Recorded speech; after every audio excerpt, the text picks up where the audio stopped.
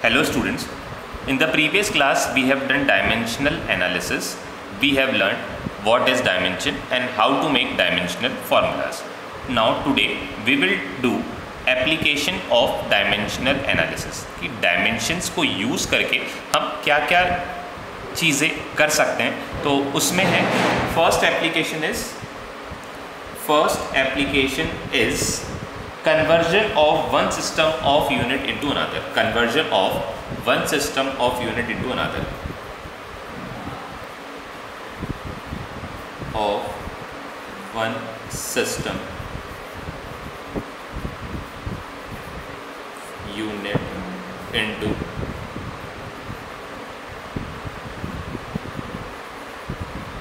मतलब एक सिस्टम को दूसरे सिस्टम में कन्वर्ट करना है. जैसे SI सिस्टम को अगर हमें कन्वर्ट करना है CGS में, we can use dimensional analysis. और किसी दूसरे सिस्टम में कन्वर्ट करना है या CGS को SI में कन्वर्ट करना है, डायमेंशनल एनालिसिस कर सकते हैं. या फिर FPS में करना है तो भी हम डायमेंशनल एनालिसिस कर सकते हैं. अब इसमें क्या होता है, जैसे कोई एक फिज़िकल क्वांटिटी है, फॉर सपोज हम बात करते हैं लेंथ की. Length is a physical quantity. Length is a physical quantity. अब लेंथ कितनी लंबी है या कितनी छोटी है वो कहलाता है हाउ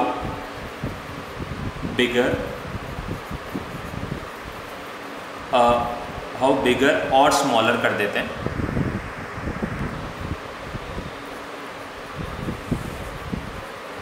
हाउ बिगर और स्मॉलर फिजिकल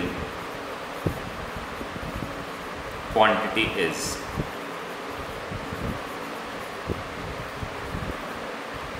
कोई भी फिजिकल क्वांटिटी कितनी बड़ी या छोटी है ये डिपेंड करता है उसके मैग्नीट्यूड पे. डिपेंड्स ऑन इज डिपेंडेंट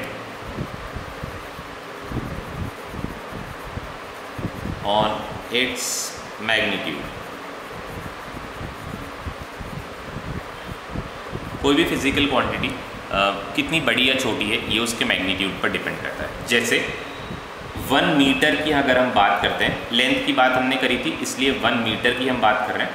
1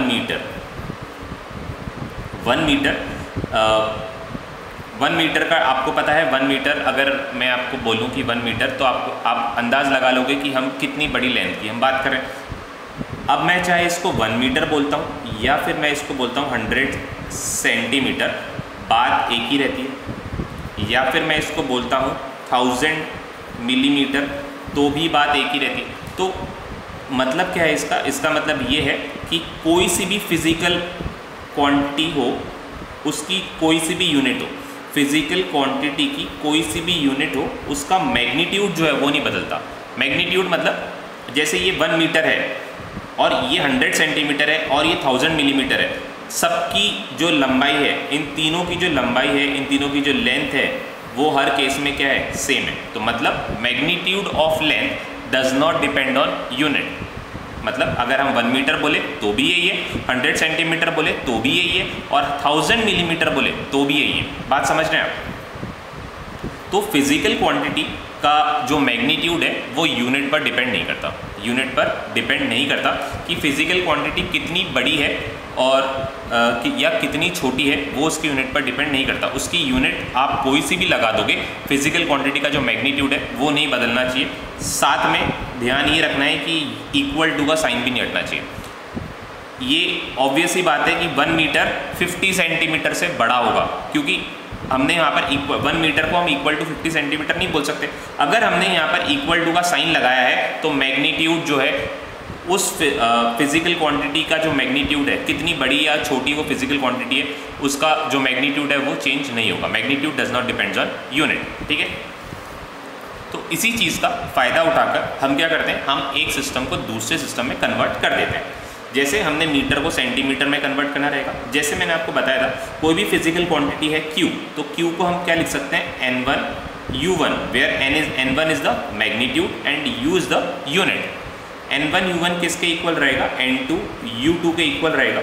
अगर आपको निकालनी है N2 की वैल्यू, अगर आपको निकालनी है N2 की वैल्यू, तो क्या कर सकते हैं आप, N2 की वैल्यू निकालने के लिए N2 is equals to N1 U1 upon U, N1 U1 upon U2। अब इसमें डायमेंशन का रोल कहाँ था?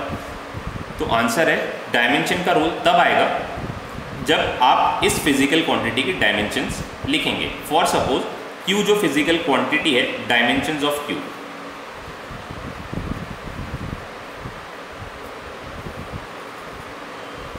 Dimensions of Q are m यानी mass raise to the power a।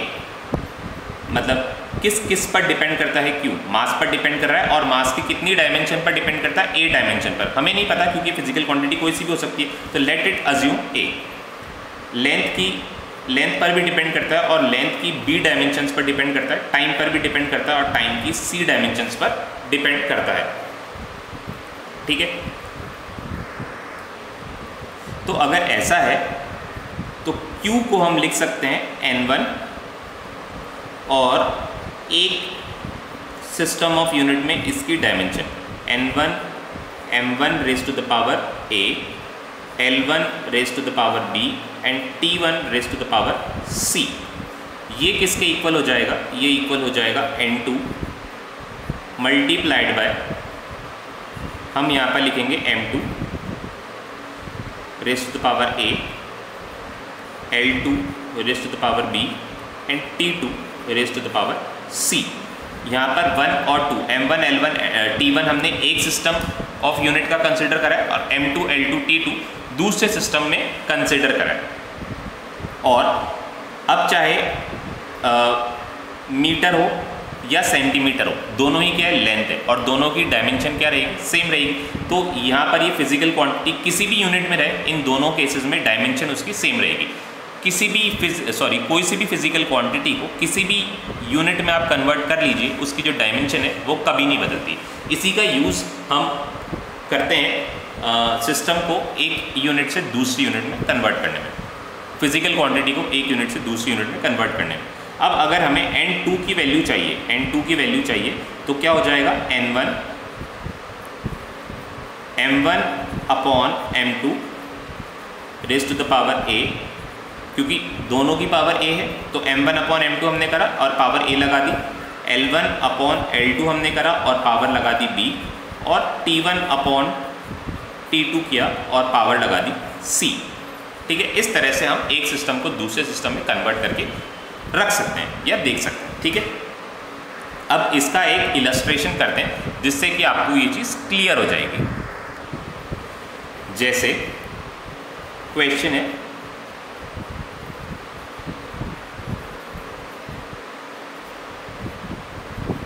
convert 1 joule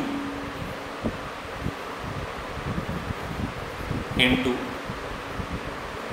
erg. You know that joule is the SI unit of work and erg is CGS unit of energy or work. Joule क्या है? अगर अभी आपको नहीं पता है, क्योंकि आपने अभी हो सकता है आपने सारे डायमेंशनल फॉर्मूलेज नहीं पढ़े हो, तो मैं बता दूं, जूल जो है एनर्जी या वर्क की ऐसा यूनिट होती है। जूल के बारे में आपने सबने पढ़ा है। और अर्ग जो होता है ये CGS यूनिट होता है। CGS यूनिट हमने दो सिस्टम ऑफ यूनिट, तीन या चार सिस्टम ऑफ यूनिट्स पढ़े थे शायद, एक CGS, एक FPS और एक MKS, एक SI, है ना। अब हमें SI को CGS में कन्वर्ट करना है, तो SI यूनिट को CGS यूनिट में कन्वर्ट करना है और हमें किसकी वैल्यू निकालनी है? हमें ये बताना है कि 1 जूल जो है कितने अर्ग के इक्वल होगा। मतलब हमें किसकी वैल्यू निकालनी है? हमें N2 की वैल्यू निकालनी है। तो by the formula we have N1 U1 is equals to N2 U2। आप देख सकते हैं N1 हमारे पास कितना है? N1 हमारे पास 1 है, U1 is joule, N2 is नहीं पता हमें, और U2 क्या है? U2 अर्ग है। अब हम क्या करते हैं, इनका डायमेंशन लिख लेते हैं, SI और CGS और SI डायमेंशन लिखते हैं। पहले डायमेंशन एनर्जी की या वर्क की जो डायमेंशन है, जूल किसकी यूनिट होती है? जूल एनर्जी या वर्क की यूनिट होती है। तो डायमेंशन ऑफ वर्क, क्या डायमेंशन होती है वर्क की? हमने प्रीवियस क्लास में पढ़ा था, M L2 T-2। ये है वर्क या एनर्जी की dimension.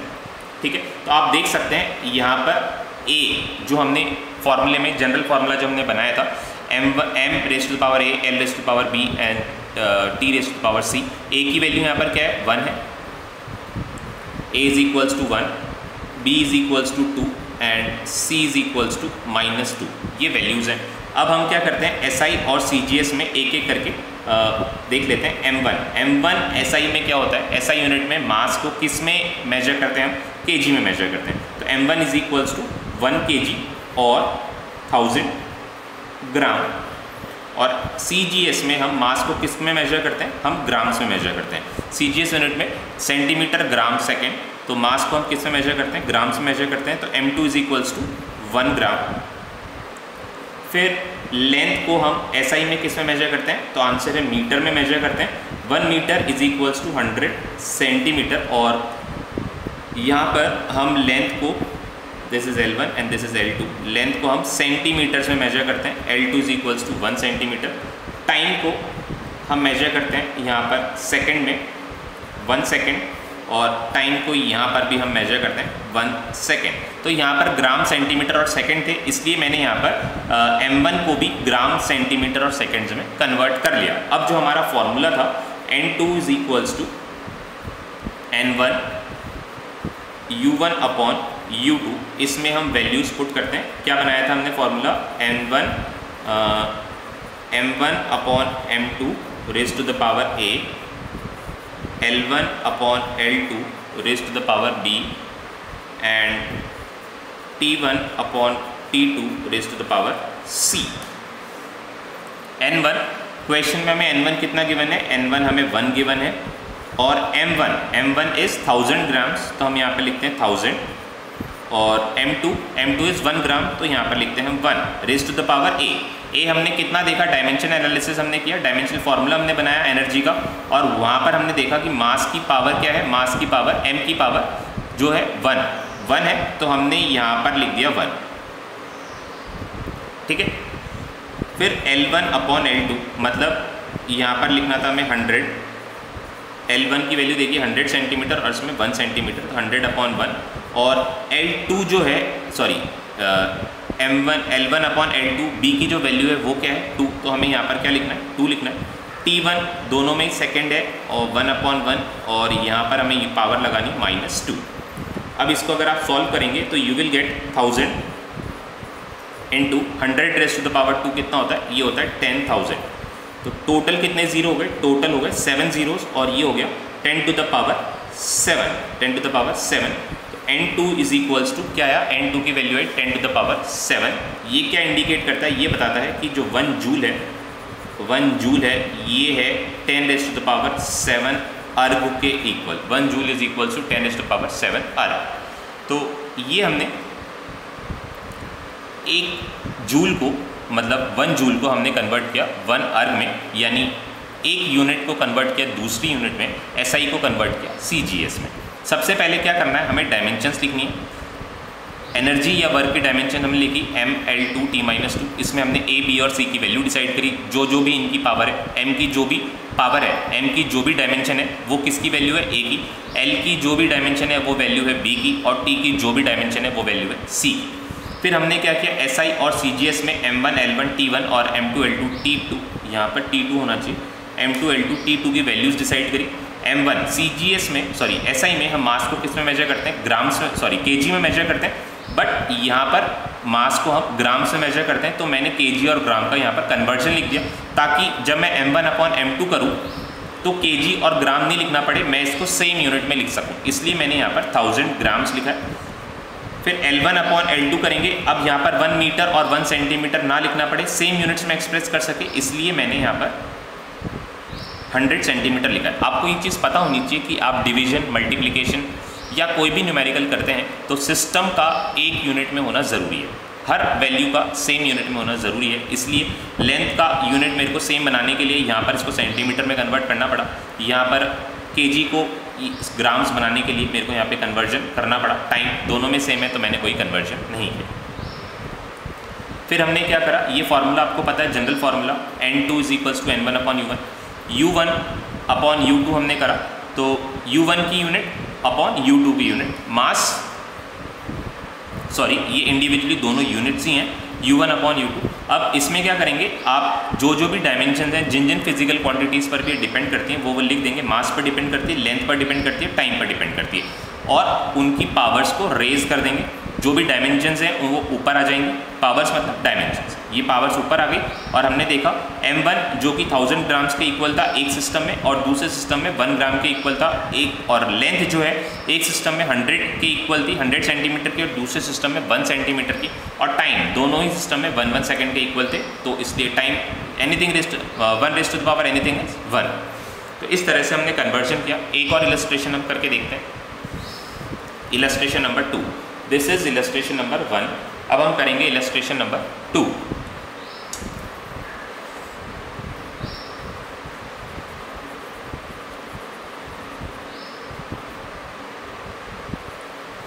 Convert 1 Newton into dyne.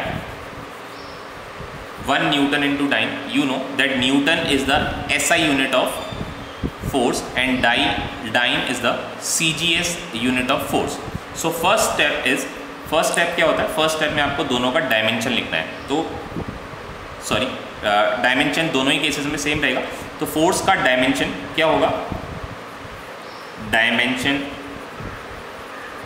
Of force. अच्छा एक चीज़ और इम्पॉर्टेंट है कि यूनिट देखकर आपको फिजिकल क्वांटिटी को आइडेंटिफाई करना पड़ेगा। अगर आपको ये नहीं पता न्यूटन एसआई यूनिट है फोर्स की, तो आप यहाँ पर कुछ भी नहीं कर पाएंगे। तो आपको सबसे पहले डायमेंशंस फार्मूला और यूनिट्स लर्न करनी पड़ेंगी। डायमेंशन ऑफ फोर्स क्या होता है, ML/T-2, ये होता है फोर्स की डायमेंशन। यहाँ पर हमने A, B और C की वैल्यू की बात करते हैं। तो M का जो भी डायमेंशन है, M का डायमेंशन है 1, L का डायमेंशन क्या है, L का भी डायमेंशन है 1, और T का डायमेंशन क्या है, T का डायमेंशन है -2।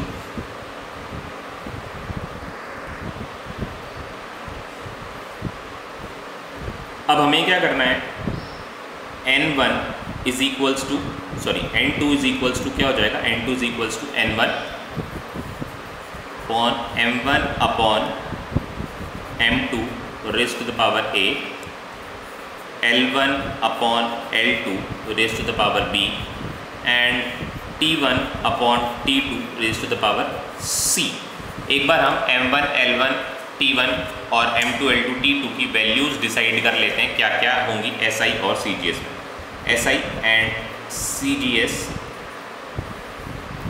M1 is equals to, M1 किस में मेजर होगा, kg में मेजर होगा SI में, तो 1 kg, और हम लिख सकते हैं इसको 1000 ग्राम्स। सिमिलरली जो CGS में है, ये M2 जो है ये कितना होगा, ये 1 ग्राम होगा। L1 जो है ये 1 मीटर या फिर 100 centimetre, L2 1 centimetre, T1 1 second, और T2 भी कितना है, ये भी 1 सेकेंड है।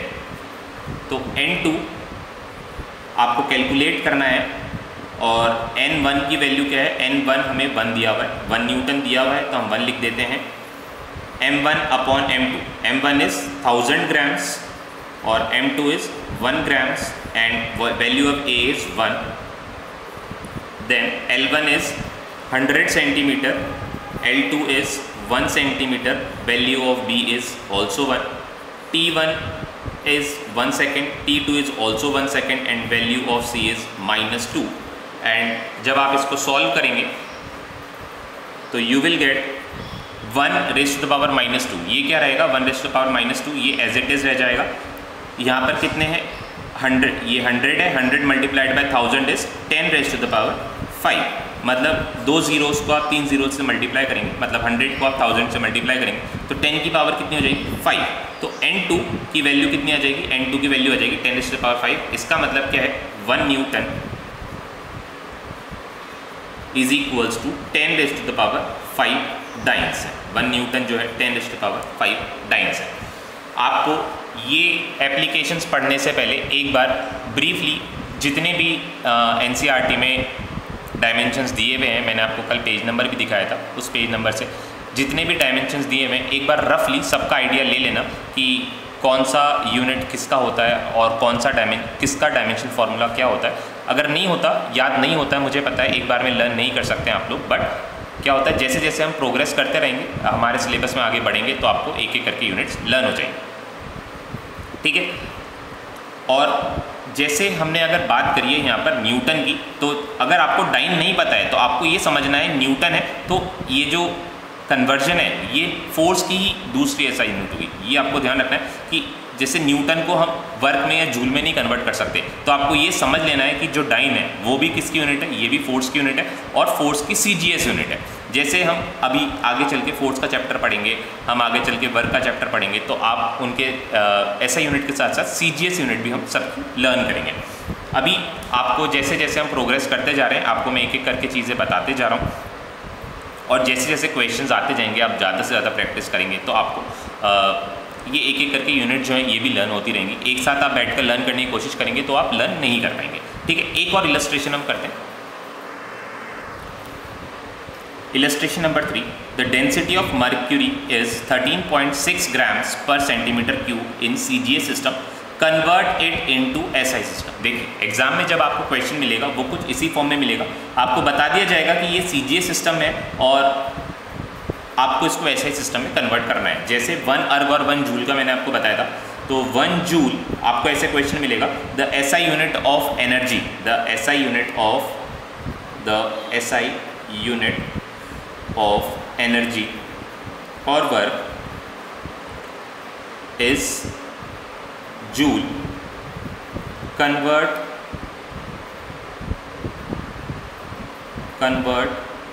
It into CGS। इस तरह का आपको क्वेश्चन मिल सकता है और आपको ये पता होना चाहिए कि वर्क का या एनर्जी का CGS यूनिट जो है वो अर्ग होता है, ठीक है। अब हमें क्वेश्चन दिया हुआ है, the density of mercury is 13.6 grams पर centimetre cube in CGS system. बता दिया है इसने CGS सिस्टम में मर्क्यूरी की जो डेंसिटी होती है वो 13.6 ग्राम्स पर सेंटीमीटर क्यूब होती है। इसको हमें SI यूनिट में कन्वर्ट करना है, इसको हमें SI यूनिट में कन्वर्ट करना है। तो हम देखते हैं, सबसे पहले हमें लिखना है डायमेंशनल फार्मूला। डायमेंशनल फार्मूला, तो यहाँ पर आप किसका डायमेंशनल फार्मूला लिखेंगे, तो आंसर है यहाँ पर आप डेंसिटी का डायमेंशनल फार्मूला लिखेंगे, क्योंकि क्वेश्चन में डेंसिटी की बात करेंगे। तो डेंसिटी का डायमेंशनल फार्मूला होता है ml-3। डेंसिटी का डायमेंशनल फार्मूला है ml-3। यहाँ पर टाइम का कोई रोल नहीं है, टाइम पर डिपेंड नहीं करती है डेंसिटी। तो यहाँ पर हमने देखा A, dimension of M is 1 and dimension of L is -3, ठीक है। CGS में हमें वैल्यूज़ दी हुई है और इसको SI में कन्वर्ट करना है, ठीक है। हम M1, L1 और T1 डिसाइड कर लेते हैं। T1 यहाँ पर है नहीं, तो M1 L1 और M2 L2 डिसाइड कर लेते हैं। मास को CGS में मेजर करते हैं ग्राम्स में, और SI में हमें कन्वर्ट करना है, तो M2 की वैल्यू हो जाएगी 1 kg या फिर 1000 ग्राम्स। L1 इज CGS में क्या होता है 1 सेंटीमीटर होता है, और L2 की जो वैल्यू है वो है 1 मीटर या फिर 100 सेंटीमीटर, ठीक है। अब आपको क्या करना है, अब हमारे पास जो फॉर्मूला था N1U1 is equals to N2U2। N1 is 13.6 grams पर सेंटीमीटर क्यूब। U1 क्या है, U1 की वैल्यू है, U1 आपको दिया हुआ है, U1 इज ग्राम पर सेंटीमीटर क्यूब। U2 में आपको कन्वर्ट करना है, ठीक है, और N2 की वैल्यू फाइंड आउट करनी है। U2 कौन सा सिस्टम है, U2 SI सिस्टम है, तो आपको पता होना चाहिए SI सिस्टम में किस में मेजर करते हैं। तो हमने SI सिस्टम के अकॉर्डिंग ही लिखा है, SI सिस्टम में मास को kg में और लेंथ को किस में मेजर करते हैं, मीटर में मेजर करते हैं। तो यहाँ पर N2 की जो वैल्यू हम निकालेंगे वो हो जाएगा N1U1 अपॉन U2, या फिर N1 M1 upon M2 raise to the power 1, क्योंकि मास का डायमेंशन कितना है, मास का डायमेंशन 1 है, और L1 अपॉन L2 और इसका डायमेंशन है 3। इसका डायमेंशन क्या है? इसका डायमेंशन -3 है। और n1 की वैल्यू हमें क्वेश्चन में दी हुई है 13.6। क्वेश्चन में हमें दी हुई है 13.6। तो m1 और m2, m1 कितना है? ये है 1 ग्राम, और m2 कितना है? ये है 1000 ग्राम्स। तो हमने ये वैल्यूज़ लिख दी हैं। और L1 और L2 की वैल्यूज़ कितनी है? ये हो जाएगा L1 इज़ 1 सेंटीमीटर, और 1 लिखेंगे 1, और L2 इज़ 100, और इसका जो पावर है वो है -3। ठीक है, तो इसका क्या आ जाएगा आंसर? 13.6 मल्टीप्लाइड बाय 1/1000 को हम क्या लिख सकते हैं? 10⁻⁻3, और 1/100 को हम लिख सकते हैं 10⁻2। बट इन टर्न इसकी जो पावर है वो है -3, तो आपको लिखना है 13.6 मल्टीप्लाइड बाय 10⁻³ मल्टीप्लाइड बाय 10 क्या हो जाएगा? -2 मल्टीप्लाइड बाय -3, ये हो जाएगा +6। जब आप इसको सॉल्व करेंगे तो यू विल गेट 13.6 × 10⁻3, और यूनिट क्या हो जाएगी इसकी? SI में क्या है? ग्राम पर सेंटीमीटर क्यूब, सॉरी CGS में ग्राम पर सेंटीमीटर क्यूब। तो SI में कितना हो जाएगा? ग्राम की जगह क्या यूज़ करते हैं हम? kg, और सेंटीमीटर की जगह क्या यूज़ करते हैं? मीटर। तो kg पर मीटर क्यूब होगी इसकी SI यूनिट। तो now n2 is equals to 13.6 × 10⁻3, और वी कैन राइट 13.6 ग्राम्स पर centimetre cube is equals to 13.6 ×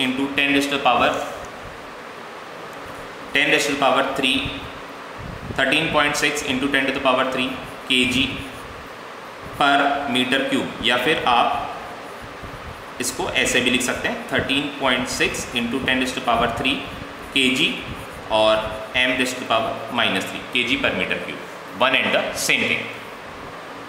तो 3 इलस्ट्रेशंस हमने करे। आप और इलस्ट्रेशंस NCERT के सॉल्व्ड एग्जांपल्स हैं, डेक एक्सरसाइज है, उनसे आप प्रैक्टिस करिए और इलस्ट्रेशंस करिए। और अगर आपको कोई डाउट होता है तो आप मेरे को पर्सनली व्हाट्सएप पर रेज करिए। ठीक है, तो आज हम यही करते हैं। नेक्स्ट क्लास में हम इसकी नेक्स्ट एप्लीकेशन करेंगे डायमेंशनल एनालिसिस की, that is checking the consistency of dimension formula. कोई डायमेंशन फार्मूला या उसकी इक्वेशन दी हुई रहेगी हमें, और हमें चेक करना है कि इक्वेशन या फार्मूला जो है डायमेंशनली करेक्ट है या नहीं है। This is the next application, तो हम नेक्स्ट क्लास में करेंगे।